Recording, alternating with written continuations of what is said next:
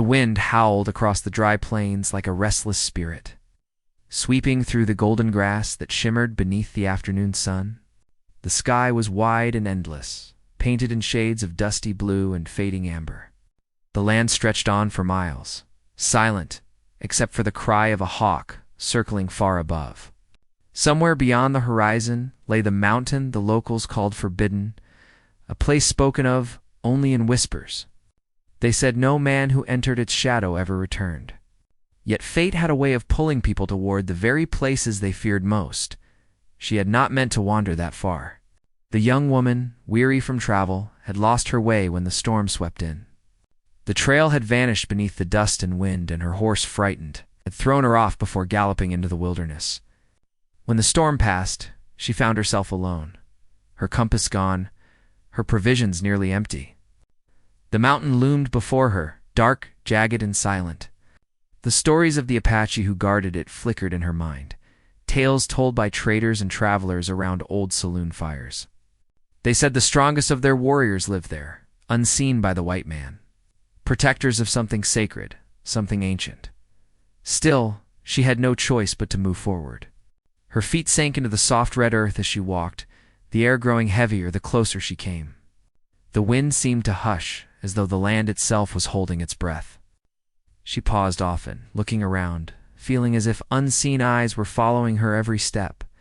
There was beauty in the silence, but also danger, a feeling that the mountain was not meant to be touched by outsiders. By the time the sun dipped low, she found a small stream cutting through a narrow ravine. She knelt to drink, the water cool and clear, and for the first time that day, she allowed herself to rest. But rest did not bring peace. She could not shake the feeling that she was being watched. The shadows seemed to move around her, stretching and shifting with the fading light. She tried to convince herself it was only her imagination, worn thin by exhaustion and fear. Then she heard it, the faint crack of a twig. Her heart leaped.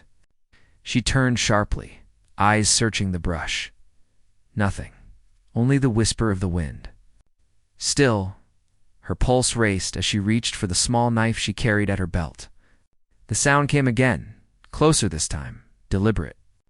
A figure stepped out from the trees, tall and silent, his presence commanding the space between them. His eyes, dark as storm clouds, met hers with an intensity that made her breath catch. He wore the markings of an Apache warrior, his long hair tied back, his movements smooth and precise. Neither spoke at first. The silence stretched, filled only by the murmuring of the stream. He studied her, his gaze steady but unreadable. When he finally spoke, his voice was low and calm, touched by suspicion but not cruelty. "You should not be here," he said. She swallowed hard, her voice barely steady. "I lost my way. I didn't mean to come here." His eyes narrowed slightly as if weighing the truth in her words.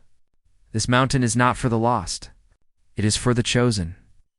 The meaning of his words slipped past her understanding, yet something in his tone told her this place held secrets far deeper than any map could reveal. He stepped closer, the shadows playing across the strong lines of his face. Though she felt a flicker of fear, there was something else too, a quiet strength about him, certainty that seemed rooted in the earth itself. He studied her again before motioning for her to follow. "You cannot stay here alone. The night brings spirits you do not want to meet." Too tired to argue and too afraid to refuse, she followed him through the darkening woods. They walked for what felt like hours until they reached a hidden clearing deep in the valley. The firelight from a nearby camp flickered through the trees. She saw other figures moving silently, men and women dressed in the same way, their faces calm yet guarded. They looked at her with curiosity but did not speak. The warrior led her to the edge of the fire, his expression unreadable. "You will stay here tonight," he said. "In the morning, the council will decide what to do with you." Her heart sank at his words, though she tried not to show it. She sat quietly near the fire, feeling the warmth seep into her cold hands. The people around her moved with quiet grace, their conversations soft and respectful. She could feel their strength, their unity, her connection to this land that felt alive beneath her feet. As night deepened, she watched the warrior from across the fire. He sat apart from the others, his gaze distant, his shoulders carrying the weight of something unseen. She wondered about his life, his people, and the mountain they called sacred. There was a power in him she could not explain. Not just the strength of a fighter, but the calm of someone who understood things she never would. When the fire began to die down, she tried to rest, but sleep did not come easily. The sounds of the night were different here. The cry of an owl, the rustle of leaves, the faint beat of a drum somewhere far away. It was as if the mountain itself was alive, whispering secrets through the trees. She woke before dawn to the sound of footsteps. The warrior stood nearby, watching the horizon as the first light touched the peaks. Without turning, he spoke. "You are far from your people. What were you seeking when you came here?" She hesitated before answering. "I was searching for peace, for something real. The world I knew was full of lies and noise. I thought if I could find the truth, maybe I could start again." He turned then, his expression thoughtful. "The truth is not found by running. It finds those who are willing to face it." His words struck something deep within her. She wanted to ask what truth he had found here, but before she could speak, a low call echoed through the camp. The others began to gather, their movements urgent. The warrior's eyes darkened. "You must stay here," he said quickly. "Do not move until I return." But as he turned to leave, something inside her refused to stay behind. She followed at a distance, keeping to the shadows. The path led upward toward the mountain's heart, where mist hung thick and the air grew colder. She could hear voices ahead speaking in the Apache tongue, their tone serious, almost fearful. When she reached the ridge, she froze. Below her was a hidden valley surrounded by towering cliffs, and at its center burned a great fire. Around it stood the warriors of the mountain, their faces painted, their bodies tense. The man who had found her stood at the front, his voice steady as he addressed the others. Though she could not understand the words, she could feel the weight of them, the sense that something sacred was at stake. Then the ground trembled. A deep rumble rose from beneath the mountain, shaking the earth. The warriors turned toward the cliffs, their eyes wide with alarm. She felt fear grip her chest as the fire flared brighter, casting wild shadows across the stone. The air seemed to thicken, humming with unseen power, and in that moment, the warrior's gaze lifted toward where she hid among the rocks. Their eyes met, and she knew she had crossed into a world she could never turn back from. The mountain had claimed her now, just as it had claimed him. Before she could move, the sound of the earth splitting filled the air, and the fire roared higher, swallowing the sky in light. The forbidden mountain had awakened, and nothing would ever be the same again. The fire raged high into the sky, its glow washing over the valley with a strange golden light. The air was thick, humming with something she could not understand, as if the mountain itself was breathing. The ground trembled beneath her hands, and the stones around her seemed to pulse with heat. The people below did not flee. Instead, they raised their hands toward the sky, chanting in voices that rose and fell like the wind. Their faces were solemn but unafraid. It was not chaos. It was reverence. She had stumbled into something ancient, something sacred. The warrior stood in the center of it all, his posture straight, his expression fierce. He looked like a man standing between two worlds, one mortal, one beyond reach. The flames painted his skin in bronze light, and when he lifted his arms toward the fire, it seemed to bend toward him as though obeying his command. She watched in awe, unable to look away. Then, just as suddenly as it began, the tremor stopped. The chanting faded into silence. The fire calmed, shrinking into a steady burn. He turned his head sharply toward her hiding place. She froze. Even from that distance, she could feel his eyes on her, knowing she had disobeyed him. For a moment she thought he would call out, but instead he lowered his gaze and spoke to the others. The warriors nodded, their faces grave. When he finally walked toward her, she backed away slowly, unsure if she should run or stay. He reached her moments later. His voice calm but edged with quiet anger. "You were told to stay behind," he said. "I had to see," she answered, her words trembling. "What is this place? What just happened down there?" He studied her for a long moment before replying. "The mountain speaks when it is disturbed. We listen. It wasn't just the mountain. she said softly. It felt alive. "'Tis," he replied. "It is our guardian and our curse." He turned to leave, expecting her to follow. She hesitated, but then hurried after him. The trail wound back down the ridge, the air still heavy with smoke. The camp below had grown quiet, everyone moving with a mix of purpose and unease. She could sense something had shifted among them. Whatever the fire had awakened was not done yet. When they reached the camp, he led her to a small tent near the edge of the clearing. Inside, a low fire burned, filling the space with warmth. He gestured for her to sit. "You ask questions like someone who has not learned when silence is wiser," he said. "I've been lost for days," she replied. "I don't even know where I am anymore. You can't expect me not to ask." His expression softened slightly. "You are in the shadow of the Forbidden Mountain, the heart of our people. Few outsiders have seen it and lived to tell the tale." She felt a chill run through her. "Then why let me live?" He looked at her for a moment before answering. "Because you are not here by accident. The mountain called you, and when it calls, we listen." She frowned, trying to understand. "You think the mountain wanted me here?" "I do not think." "I know," he said simply. "The earth does not make mistakes." His words hung in the air between them. She wanted to laugh, to tell him it was impossible that she had wandered here by chance, but deep down something in her heart whispered that maybe he was right. From the moment she saw the mountain, she had felt a pull she couldn't explain, like invisible hands guiding her every step as the hours passed. He told her a little more, and when night came again, she lay awake listening to the sounds of the camp.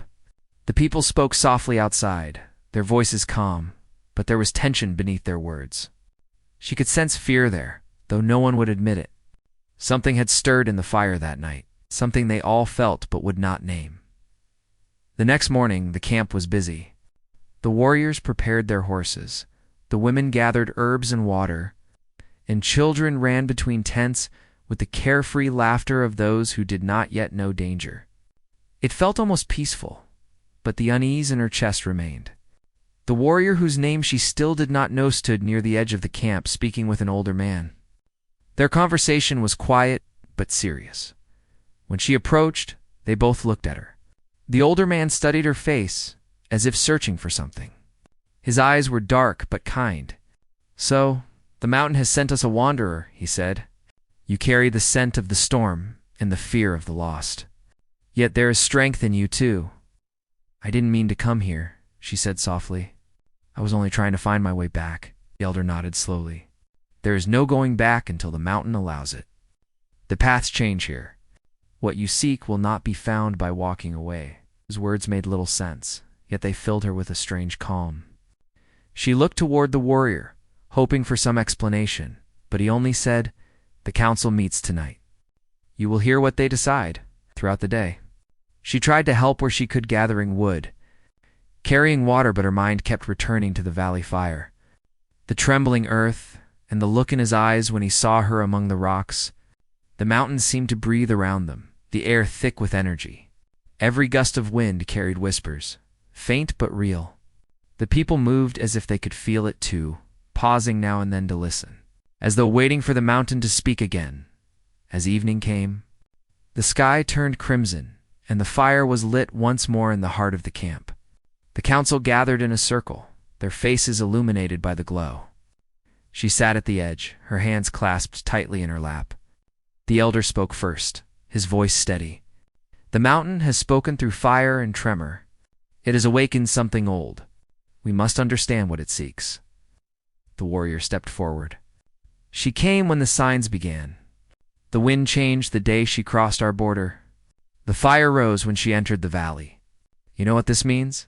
Murmurs spread through the circle. Some looked at her with awe, others with fear. "Are you saying she brought this upon us?" One of them asked. "The mountain brought her," he said. "Whether it is a blessing or a warning, we do not yet know." Her heart pounded. She wanted to defend herself, to tell them she was just a lost traveler, nothing more. But the words stuck in her throat. The truth was, she didn't understand what had happened any better than they did. After a long silence, the elder spoke again. "Then she will remain until the signs are clear." The mountain has chosen her path. It is not for us to refuse it. The circle broke, and the people went their ways. The warrior stayed behind, his eyes fixed on the dying fire. When she approached him, he did not turn. "They think I bring trouble," she said quietly. "They fear what they do not understand," he replied. "But fear does not make them wrong. Do you think I'm a danger?" He finally looked at her, his gaze steady. "I think the mountain does not waste its power. If it has chosen you, there is a reason. Whether that reason saves us or destroys us, I cannot yet tell." His honesty sent a chill through her, but she was drawn to it. There was no malice in his words, only truth.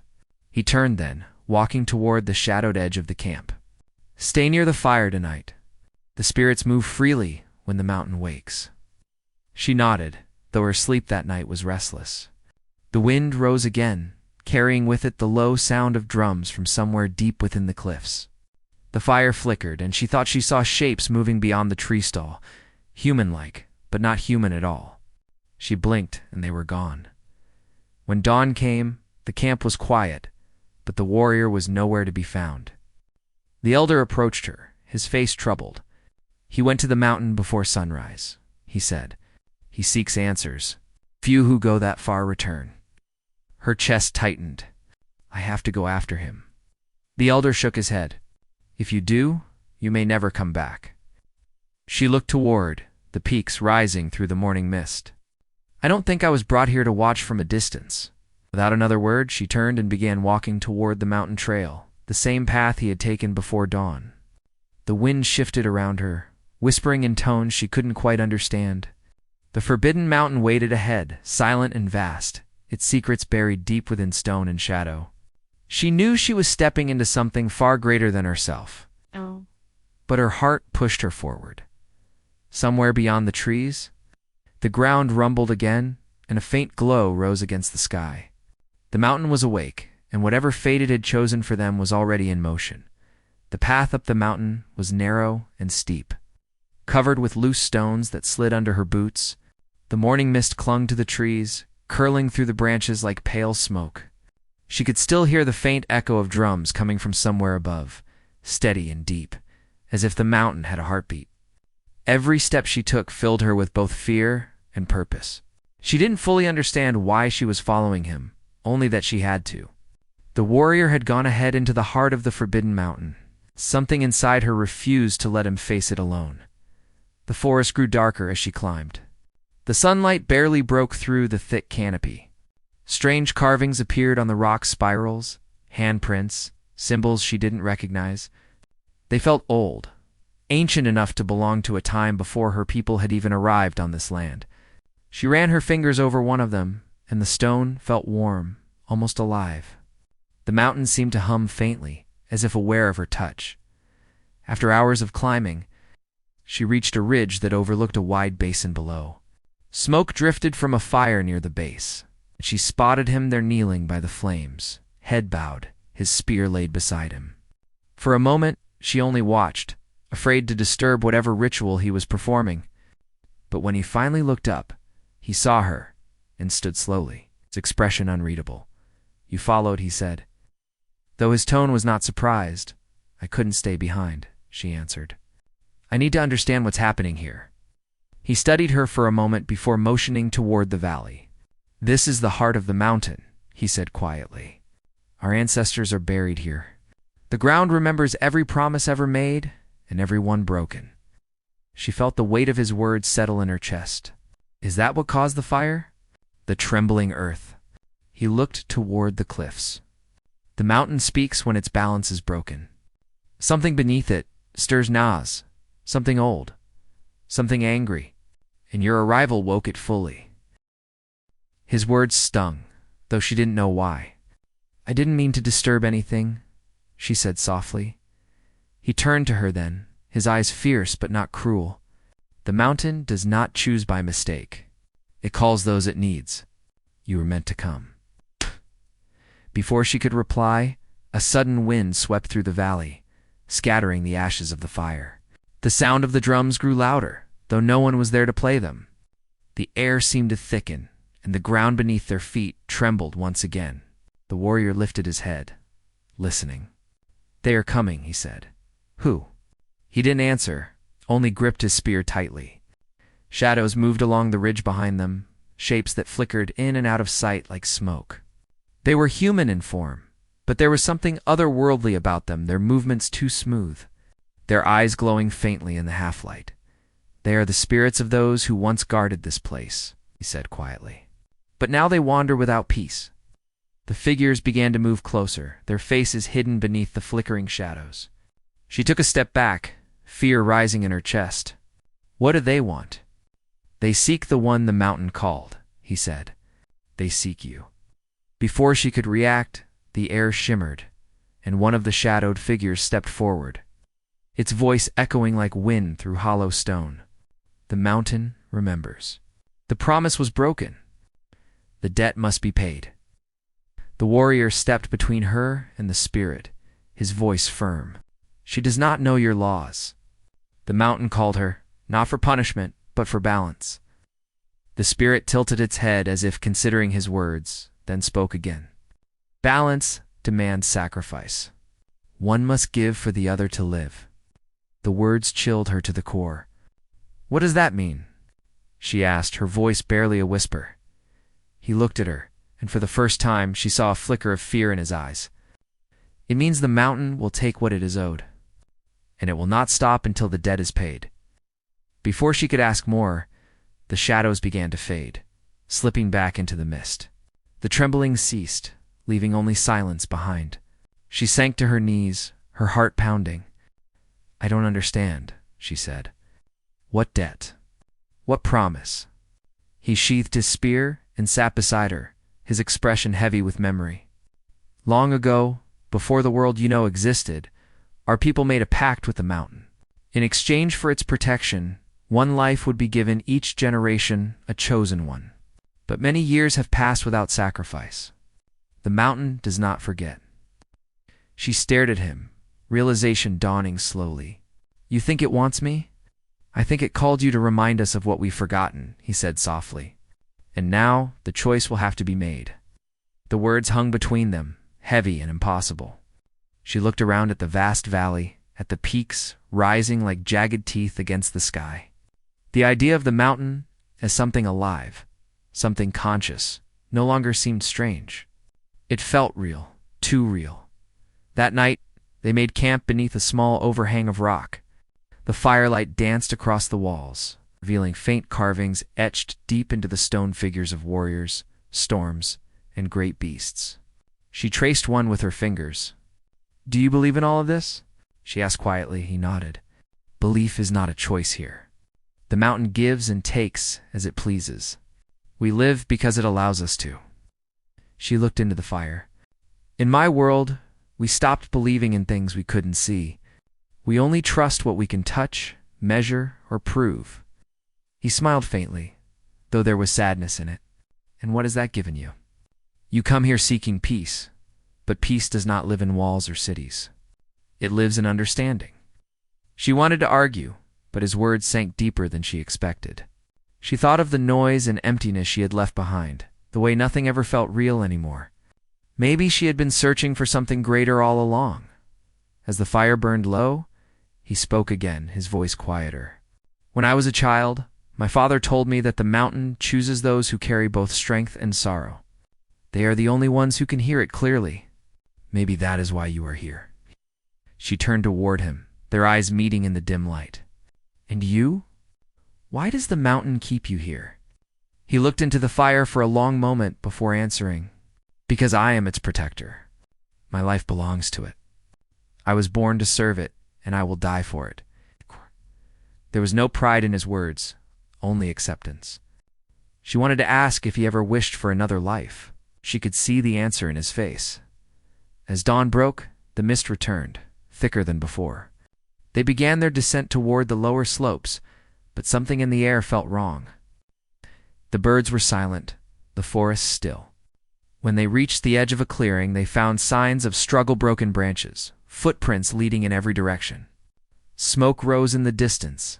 He knelt, pressing his hand to the ground. "The camp?" he said grimly. "It has been attacked." her breath caught. By who? He stood, his jaw tight. There are men from the lowland strappers, prospectors. They have been trying to reach the mountain for months.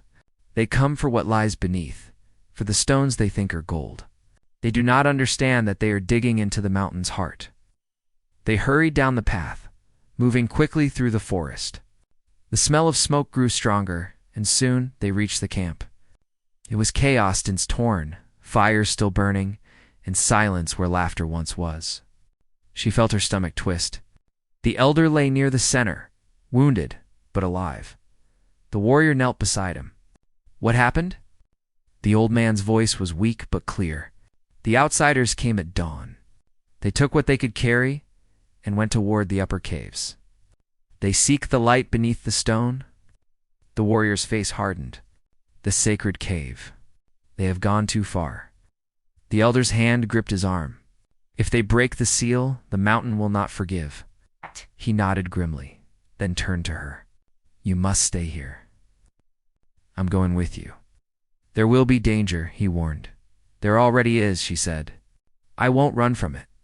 He studied her for a moment, then nodded. Together they began the climb once more, moving fast toward the caves where the intruders had gone. The air grew colder, sharper, filled with the metallic scent of rain. Thunder rolled somewhere in the distance. As they neared the cliffs, they could see torchlight flickering near the cave entrance. Voices echoed, rough and careless. The men were laughing, their picks striking stone. She could feel the mountain quiver beneath her feet. He raised his hand, signaling for silence. If they break through, they'll awaken what should never wake, he whispered. What lies inside? She asked. He looked at her, his eyes dark and steady. The spirit of the mountain itself. The ground shuddered again, and from deep within the cave came a low, rumbling sound, like thunder buried beneath the earth. The laughter of the intruders stopped. The torches flickered. And then the light within the cave turned red. The warrior gripped his spear tighter, his jaw set. It's too late, he said. They've opened it. She felt the mountain pulse beneath her feet, alive and furious. And in that moment, she knew nothing would ever be the same again. The sound that came from inside. The cave was not like thunder anymore.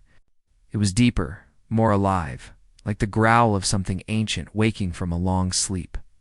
The air shook around them, and the ground trembled with a low rumble that made her heart race.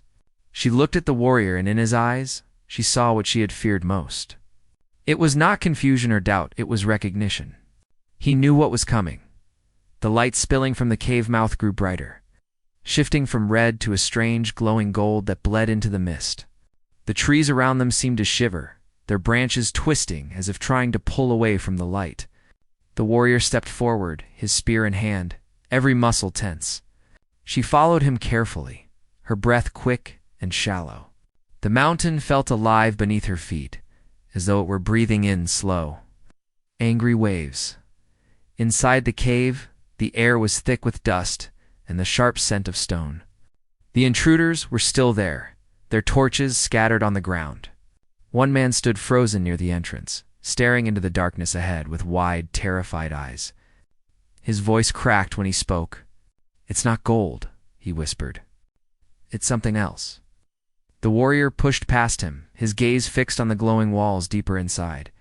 The carvings on the rock seemed to move in the light, figures dancing, flames rising, rivers of fire winding through mountains. The symbols pulsed faintly, as though reacting to their presence. Stay close, he said quietly. The mountain will not spare the careless. She nodded and followed him deeper into the cave.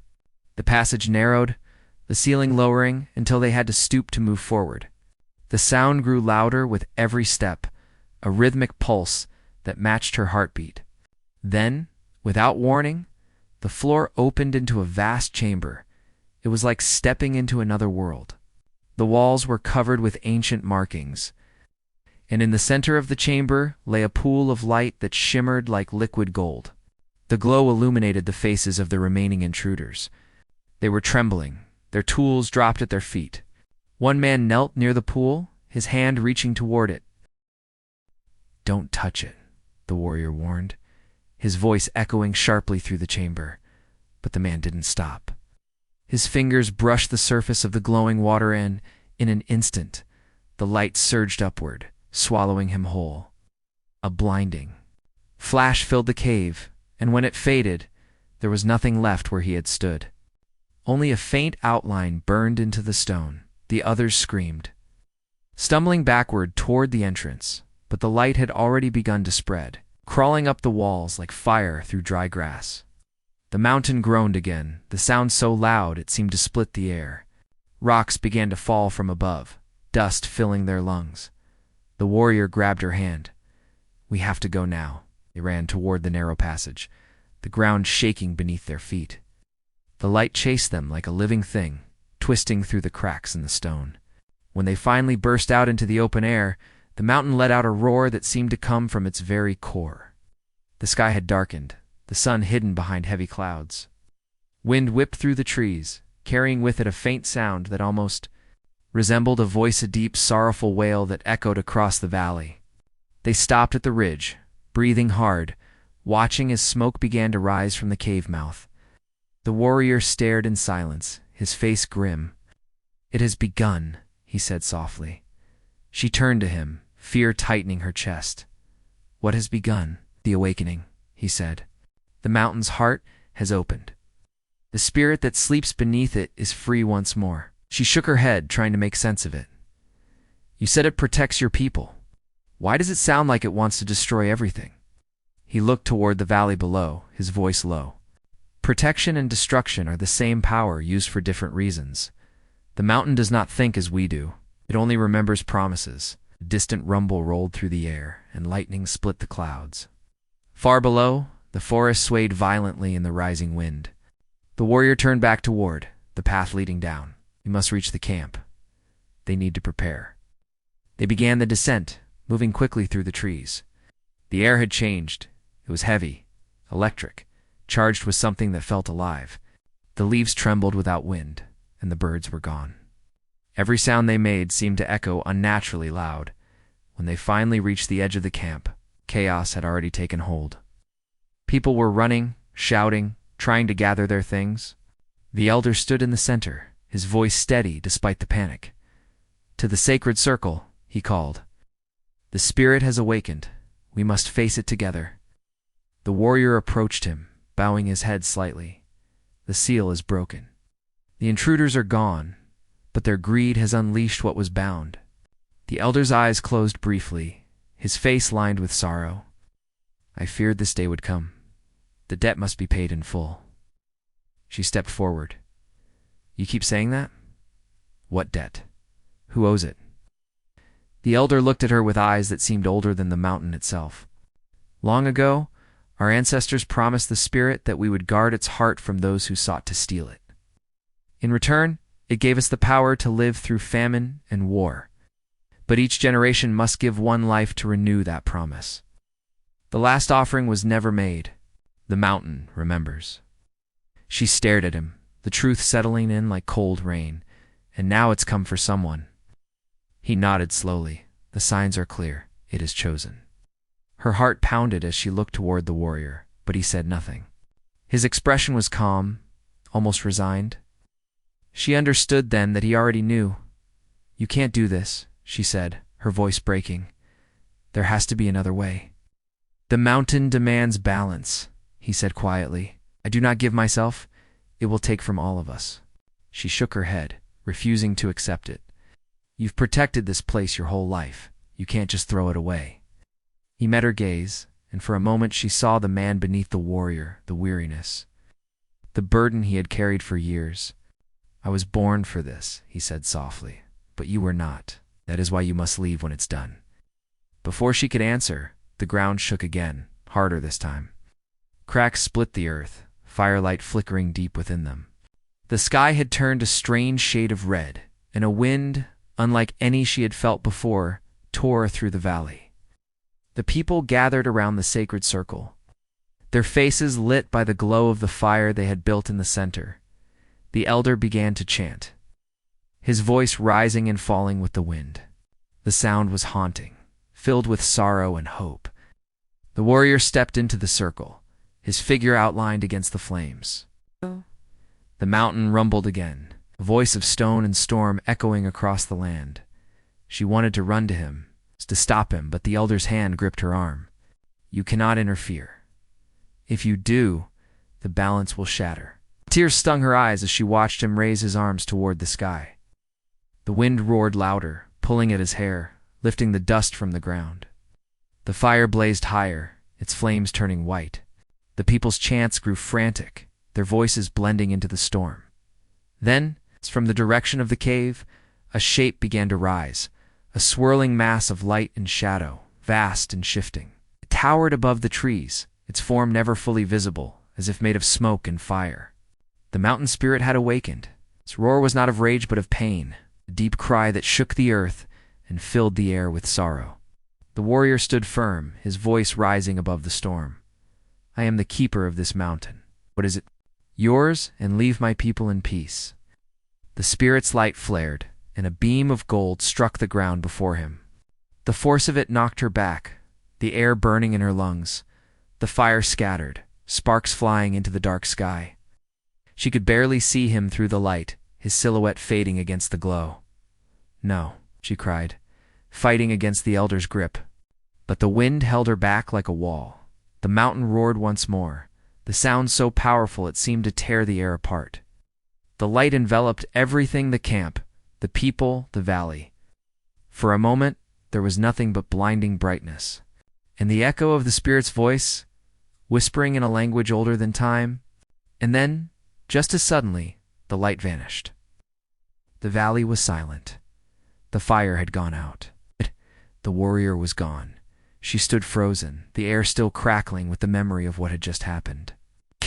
The elder fell to his knees, whispering prayers into the earth. The others stood in stunned silence, their faces pale in the faint light of dawn breaking over the mountain. But deep in her heart, she felt that the mountain was not finished yet. The balance was not restored.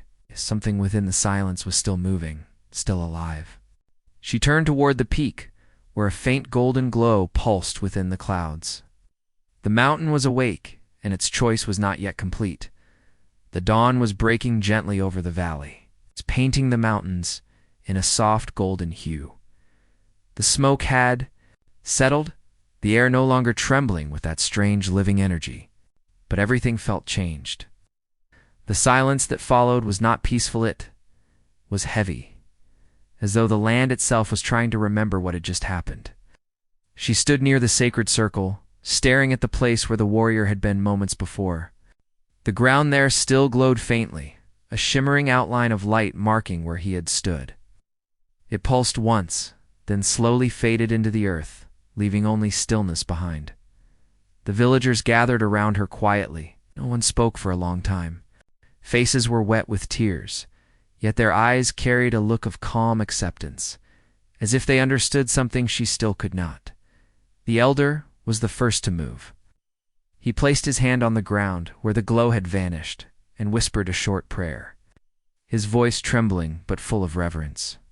When he arose, he turned toward her. "It is done," he said softly. "The mountain has accepted his offering. Balance has been restored." She shook her head, unable to hold back the tears that blurred her vision. He shouldn't have had to die. There must have been another way. The elder's eyes were kind but filled with ancient sadness. "There is always another way," he said, "but not always one that keeps the world in harmony." He knew this. He chose peace for all over life for himself. She wanted to argue, to scream that it wasn't fair, that no one should be born to die for something they never caused. But when she looked around at the people, their trembling hands, their children clutching close, their faces turned toward the mountain with gratitude instead of fear, she understood what the warrior had seen. His sacrifice had given them back their future. The villagers began to rebuild what had been broken during the chaos. They collected the fallen torches, tended to the wounded, and sang soft songs of remembrance. The elder directed them gently, his voice carrying through the crisp morning air. Despite the exhaustion and grief, there was a quiet strength among them. It felt like the mountain was breathing again, slower and steadier. Its rage finally calmed. She remained by the sacred circle long after the others left. The sky had cleared completely, revealing a wide stretch of blue, that seemed endless. The wind brushed through her hair gently, carrying the scent of pine and fresh earth. Somewhere in the distance, she thought she heard his voice, soft, almost like a whisper telling her not to grieve but to live. Later that day, she walked up the ridge where they had first seen the golden light. The ground was still warm under her feet, and faint traces of that same glow pulsed deep within the cracks of the rocks. She sat there quietly, looking down at the valley.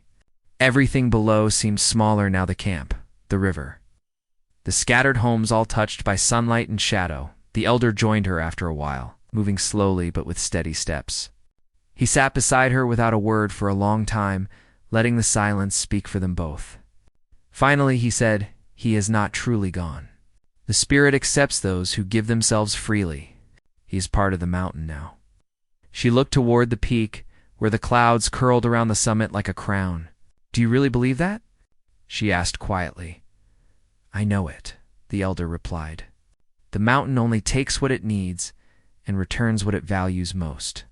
When you listen closely, you'll hear him in the wind, in the rustle of leaves, in the strength of the river. He will never stop protecting us." She smiled faintly, though tears filled her eyes again. "He told me once that the mountain remembers promises. I guess he kept his." The elder nodded. "And now it is our turn to remember him." Over the following days, the valley began to heal. The fires were gone, the tremor stopped. Streams that had dried up started flowing again, and the air felt lighter. The villagers built a stone marker near the sacred circle in his honor. They carved his name in the old language, a name that meant keeper of balance. Every morning, they left a small offering of flowers or water there. Thanking him for the peace that had returned, she helped them rebuild, though her heart carried a quiet ache that never left. Each evening, she would walk to the edge of the forest, where the first glow of the cave could still be seen faintly when the sun went down. She would sit there and speak to him, as if he were still beside her, telling him about the people, about the children laughing again, about the songs that filled the night air. It made her feel close to him, and somehow the mountain always answered back with a soft wind through the trees. As the seasons changed, so did she. The grief softened, turning into something deeper, something that felt like understanding. She began to see the mountain not as a place of fear or power, but as a living memory of sacrifice, of love, of the unbreakable bond between people and the land they belonged to. One evening, months later, she stood at the ridge again, watching the sun sink behind the peaks. The golden light touched the valley, just as it had the day he was taken. This time, she didn't feel pain when she saw it. She felt peace. The wind brushed her cheek like a familiar hand, and she smiled. The elder had told her once that every story the mountain carried eventually became part of its song. Maybe that was what she was hearing now, melody of lives that had come before, blending with her own. She whispered a quiet thank you to the fading light, not just for what had been lost, but for what had been given. When she finally left the valley, people gathered to see her off. They had grown stronger in the months since the awakening, their crops flourishing, their homes rebuilt. The elder placed his hand on her shoulder and said, "The mountain remembers you too. Wherever you go, its spirit will walk beside you." She nodded, her voice steady, though her heart was full. "And I'll carry its story. I'll make sure the world remembers what he did." Her journey down the narrow path was slow, each step filled with memory. The forest around her whispered softly, leaves swaying as if in farewell. At the edge of the woods, she turned back one last time. The mountain stood tall and silent, its peak glowing faintly in the sunlight. She could almost see his figure there for a moment's strong calm. Watching over the valley like he always had, she smiled through her tears and kept walking. Years passed, and her story became part of the village's history. The children grew up hearing about the brave warrior who gave his life to save them, and the woman who carried his story to the world beyond the valley. Travelers who came through would stop at the stone marker, leaving flowers and water as they had been taught. And when they listened closely to the mountain wind, some said they could hear faint whispers like a song of gratitude. The land stayed fertile, the rivers pure. The people learned to live in balance with the earth, just as their ancestors once promised. And though time changed everything around them, one truth remained unbroken: the mountains still remembered, in quiet moments. When the wind swept through the valley and the trees bowed gently toward the sacred circle, it felt as though the spirit of the warrior still walked among them, not as a ghost or a legend, but as part of the mountain's heart, and for those who came after. The story became a reminder that balance is never free, is kept alive by courage, kindness, and the willingness to protect what truly matters. Some nights, when the moon shone bright and the stars mirrored the glow on the mountain's peak, the valley seemed to hum with that same golden light from long ago. It was as if the mountain itself smiled, content in its silence, watching over the people it once tested. The woman never returned. Her name lived on beside his in the carvings. Together, their story became one of love and sacrifice, of harmony between man and nature, of a promise that endured long after the last echo faded from the cave. And high above, where the clouds drifted across the mountain's crown, a gentle wind carried a single voice, calm, steady, eternal, whispering that peace once earned is never truly lost.